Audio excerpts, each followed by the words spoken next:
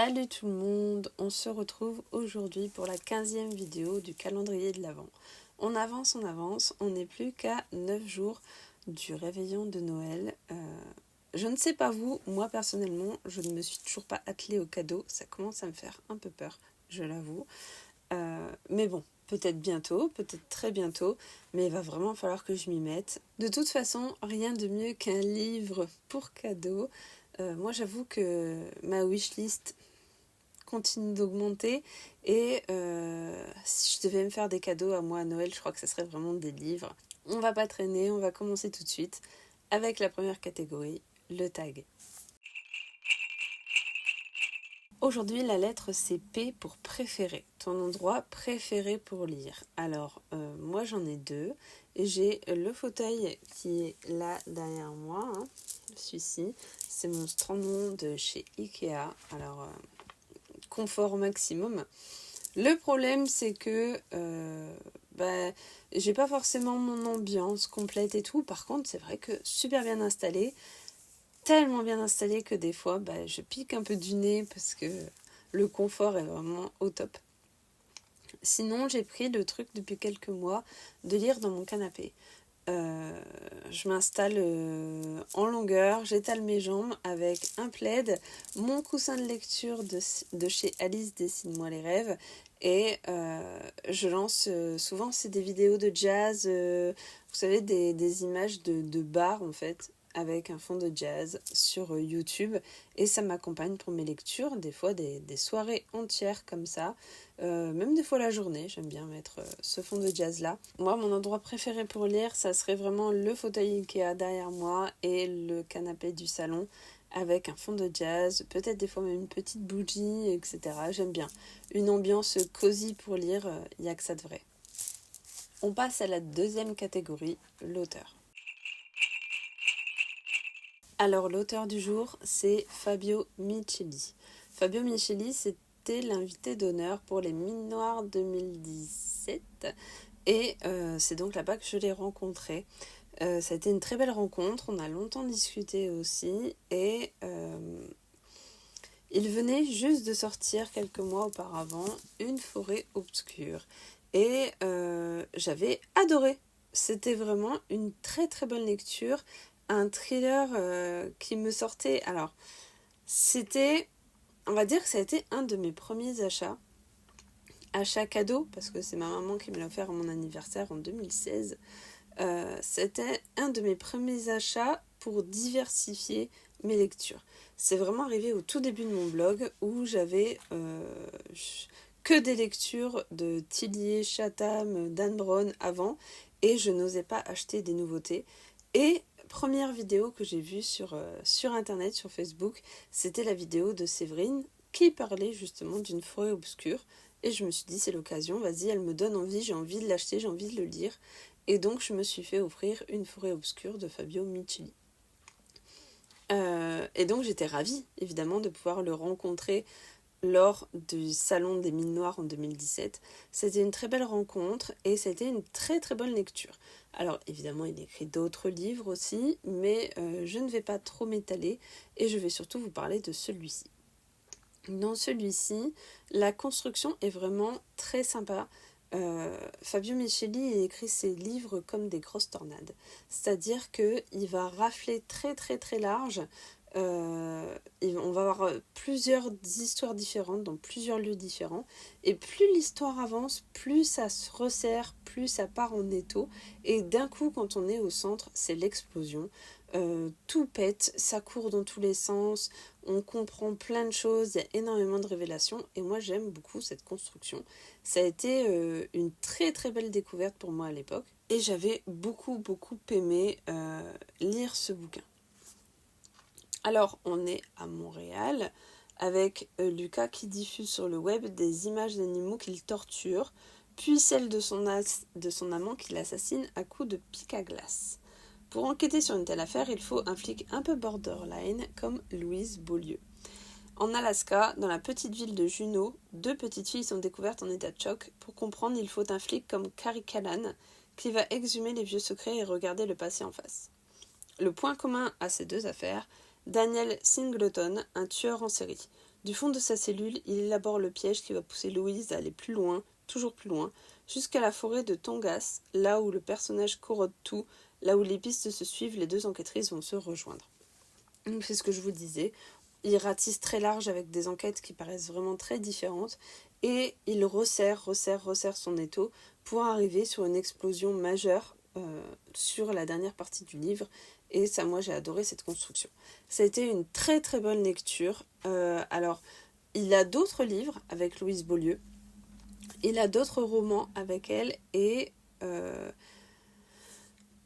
je vous les conseille. Évidemment, Une forêt obscure reste parmi mes préférés. C'est peut-être aussi parce que c'est le premier que j'ai lu de lui. Mais j'en avais lu un autre avec un tueur en série aussi qui a enterré les cadavres dans sa ferme. Enfin bref, c'était aussi très joyeux. Mais Fabio Michelli, il a ce truc d'aller chercher un fait divers réel qui a vraiment existé et d'en faire une fiction. Donc il se base vraiment sur la réalité des faits et il joue avec la fiction à tel point qu'on ne sait pas vraiment où est la ligne de la réalité. Et ça, c'est très très appréciable aussi. Donc en tout cas voilà, moi je vous les conseille. C'est un auteur qui écrit très bien, qui a sa façon de faire, beaucoup d'extraits de musique aussi, beaucoup de musique dans ses romans et ça lui correspond vraiment beaucoup. En tout cas voilà, si vous avez l'occasion de le rencontrer ou de lire ses romans, n'hésitez pas, foncez. On passe à la catégorie 3, la question. La question du jour, 5 duos couples de romans que tu préfères. Ce sont donc les duos de flics de Franck Tillier, Franck Charcot et Lucie Henbel, et le duo de flics de Jacques Saucé, Daniel Magne et Lisa Hélin. Évidemment, ce qui me viendrait en tête après, ça serait Jimmy Fraser et Claire Fraser, sa femme, dans Outlander. Mais oui, bon après ils sont souvent en duo, après ils ont aussi des moments plus éloignés, mais pourquoi pas. Le problème, ça va être de trouver les deux autres. Parce que autant j'adore certaines histoires, autant les duos, je les ai pas forcément. Alors, j'ai beaucoup aimé le duo de Lapoire et Marion dans l'empathie. Je trouve que c'est un duo qui tient bien la route, où le passé des personnages est bien creusé.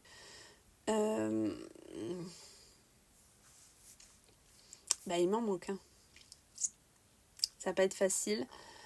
Parce que là, comme ça, j'ai pas forcément d'idées de duo qui me viennent en tête.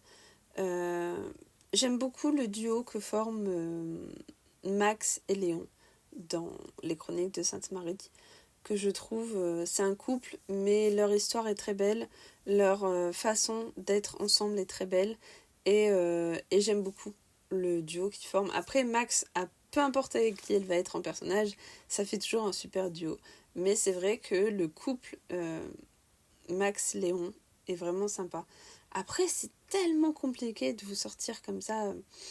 Je pense peut-être aussi à Ranak et Apu, les deux flics dans Ranak de Montmalo.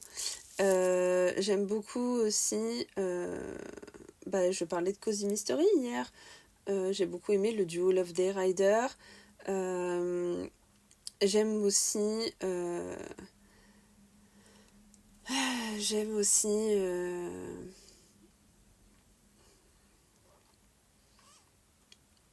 le duo de Johanna Gustafsson. J'aime aussi le duo de Gaël Perrin. J'aime aussi... Il y en a plusieurs en vrai des duos, mais c'est très difficile d'en citer que 5.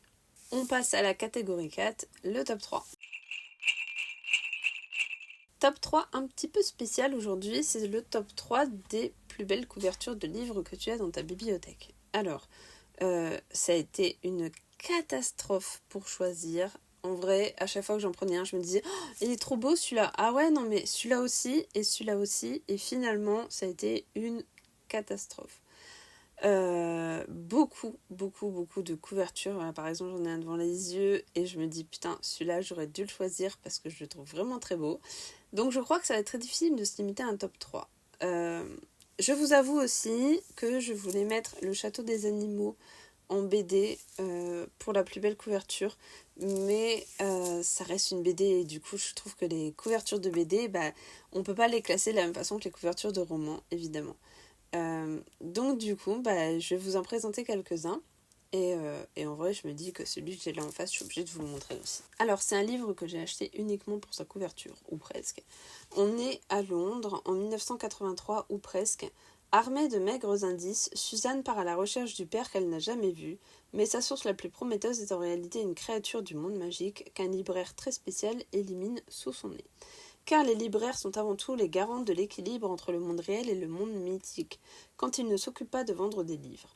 Merlin et Viviane en font partie et leurs pouvoirs hors normes ne seront pas de trop pour sortir Suzanne des mauvais pas où elle a le don de se fourrer. Moi j'aime beaucoup les livres justement qui parlent de cette relation avec les livres. Je vous en avais présenté aussi dans un des book hauls que j'avais fait sur les livres que j'avais achetés récemment, etc. Et bien là, en fait, j'aime beaucoup cette histoire de libraire qui protège le monde réel du monde mythique des livres. Il y en a d'autres, vous allez voir, comme ça. Et ça me fait aussi penser à Cœur d'encre, que j'avais beaucoup aimé, donc on parle très peu d'ailleurs.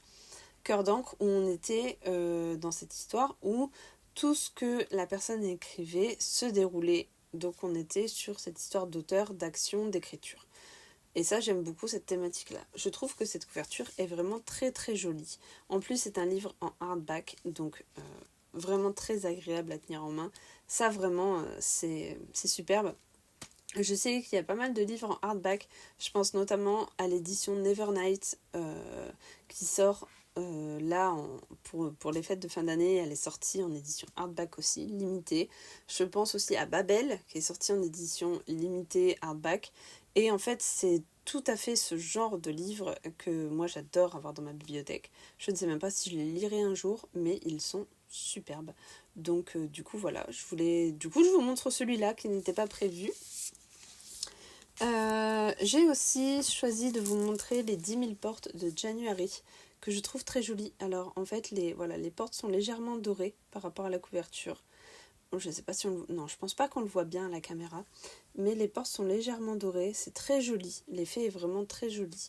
Et à l'arrière, c'est pareil. En fait, on a le reflet des portes de temps en temps. On le verra pas là non plus. Mais on a un reflet de porte léger. Vraiment très léger selon comment on incline le livre.